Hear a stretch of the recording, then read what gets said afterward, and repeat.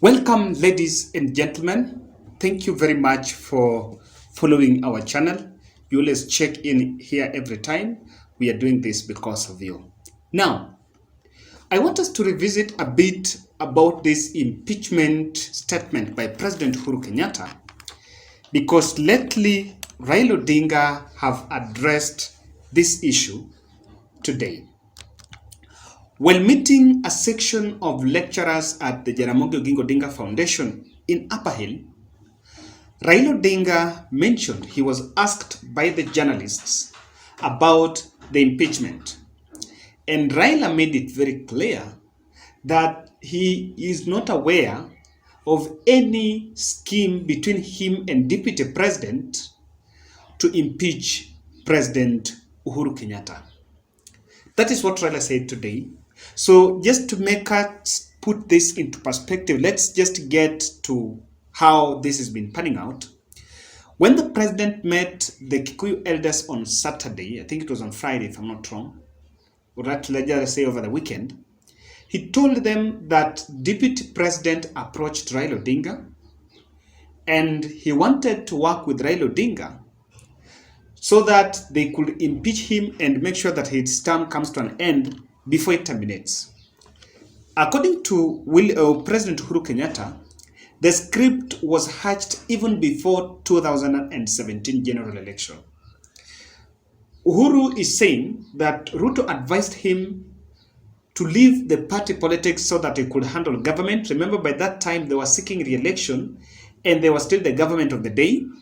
So William Ruto told him to focus on government so that Ruto could look into the party issues.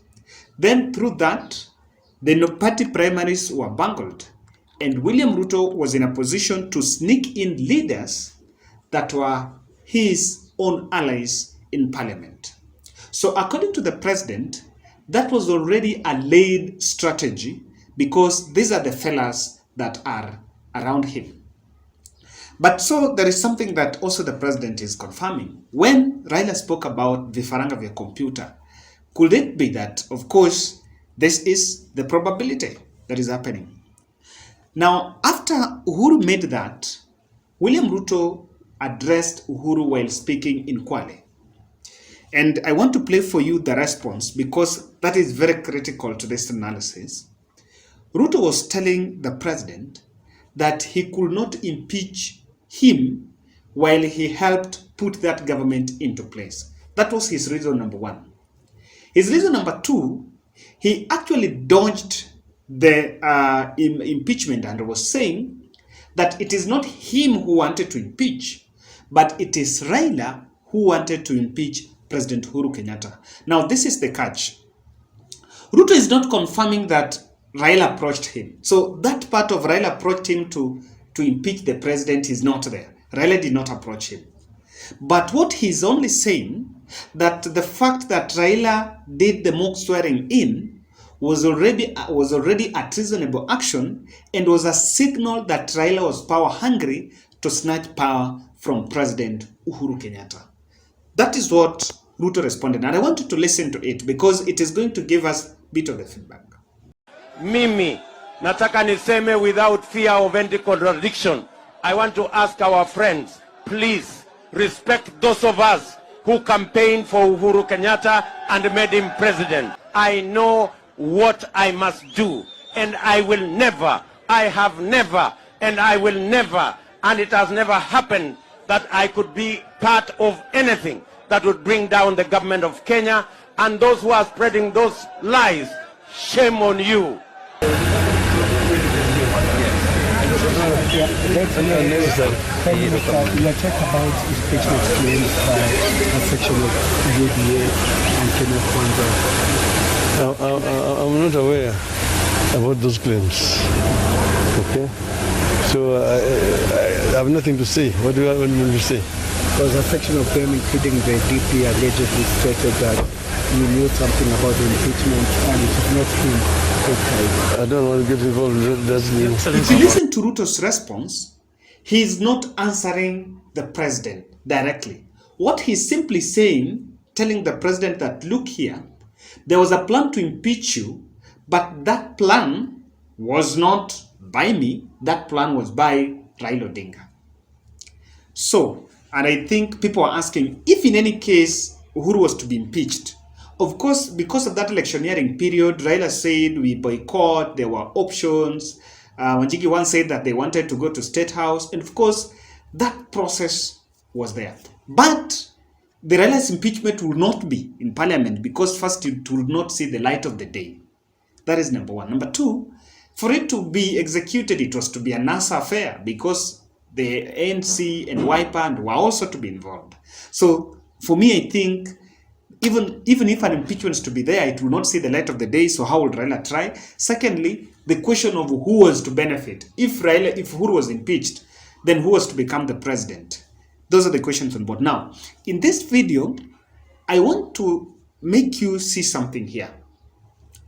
This impeachment statement from President Uhuru Kenyatta is setting him up against Ruto. And the narrative that has been there, the leaders, the Mount Kenya leaders in UDA have been going to Central Kenya and telling the voters that we don't have a problem with the president, but we don't want Raila Odinga. So our job, and I think Rigathi Gachagua once mentioned that, I think it was Moses Kuria, that kazi yetu inakuwa kupeleka mzee Bondo. So you wake up in the morning and go and vote against Raila Odinga. Because according to them, they've always felt like the turnout was coming because people were always going to go to vote to send Raila back home in Bondo. Now, to them, they've always wanted, that William Ruto have always wanted to change, to frame the Central Kenya vote narrative as between him and Raila. Listen here. But then, on the other hand, Uhuru Kenyatta is framing the Mount Kenya vote by saying that follow me, and by following me, you vote Raila Odinga. Just hold it there. Ladies and gentlemen, kindly subscribe to our channel, and more importantly, click the notification bell as we get the depth of this analysis. I also want to say that kindly give us your feedback in the comment section. What do you think about this impeachment story? Let's go back to Raila feedback.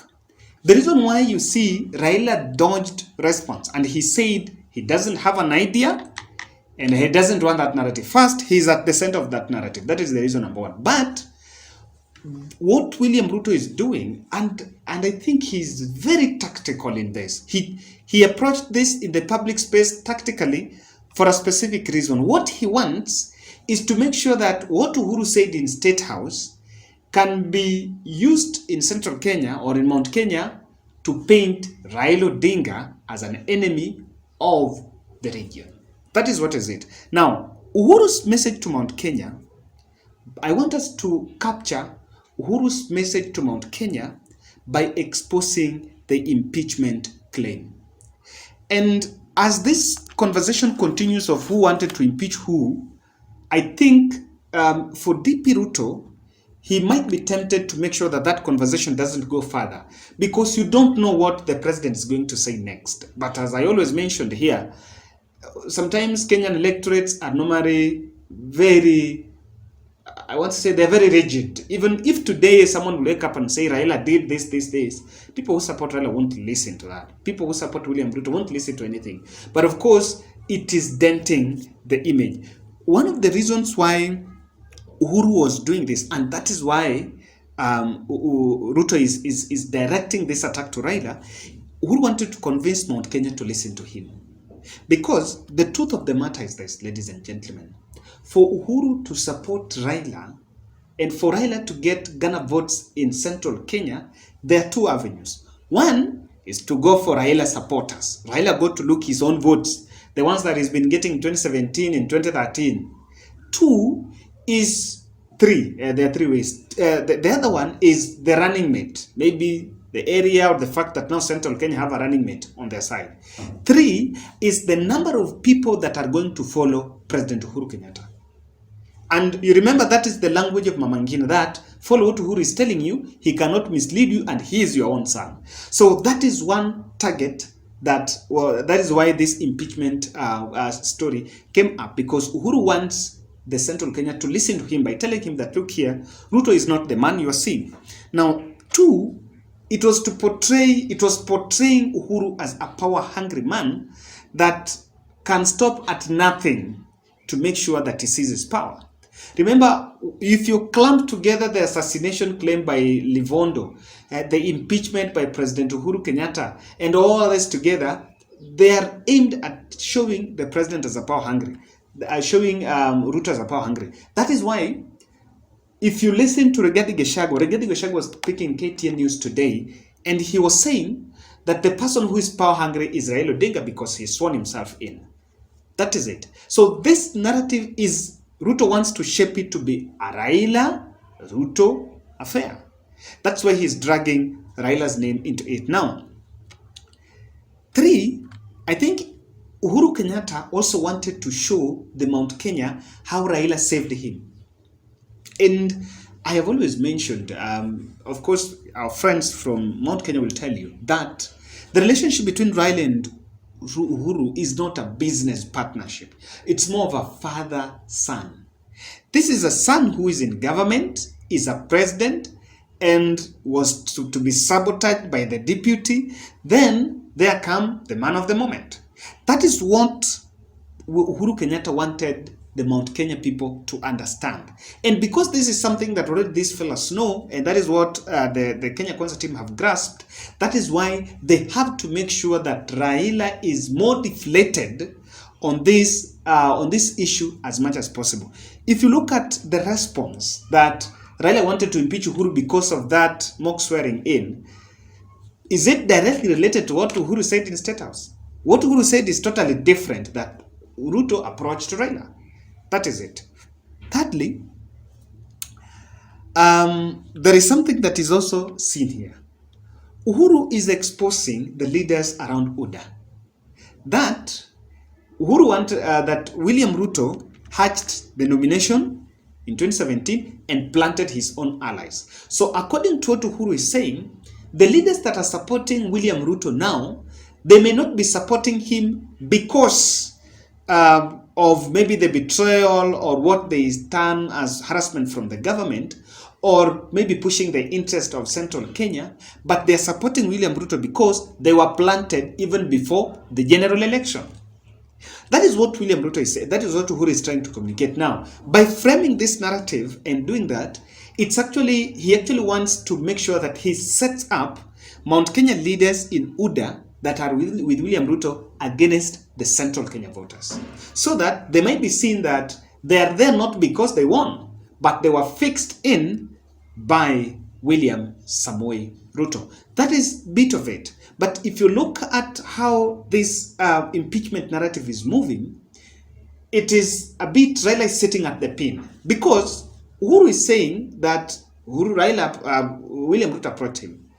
But again, William Ruto approached Uhuru. Ruto is saying that Raila did not approach me. Raila wanted to impeach you because he saw himself in. So by all indications, he's the one who is power hungry. Who is saying the truth? Uhuru has been left now wondering what is going on. But in the political space, because this was a political statement that must be that can only be executed in the political space, Raila has to dodge. Otherwise, it will be a scheme that might be used by the Kenya Kwanza team when they have their rally in Central Kenya to actually say that Raila is an enemy of the mountain. Ladies and gentlemen, that's my analysis. What are your thoughts on Raila's reaction to the impeachment?